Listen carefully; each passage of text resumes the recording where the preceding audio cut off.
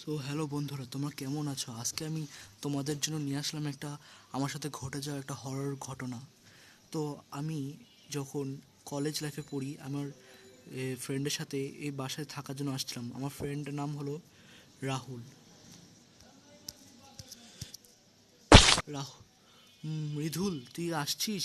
চল একসাথে গেম খেলি। আরে, আমার ফোন বাজছে মনে হয়। দেখি কি ফোন দিয়েছে। পরে আমি জানতে পারলাম আমার মামা ফোন করেছে। ওইও আমাদের বাসায় আজকে থাকবে। তো আমি আমার ফ্রেন্ডকে বলে দিলাম যে আজকে আমার মামা আসবে। কিছুক্ষণের মধ্যে মৃদুলের মামা আসলো।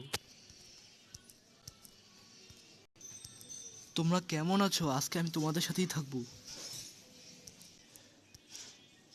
মামা, তুমি ওই যে ওই রুমে তুমি আপাতত থাকো, আমরা তোমাকে ডাক দেবো, আমরা নাস্তা তৈরি করতে যাই। আচ্ছা মামা। পার্ট 2 দেখার জন্য লাইক অ্যান্ড সাবস্ক্রাইব করো।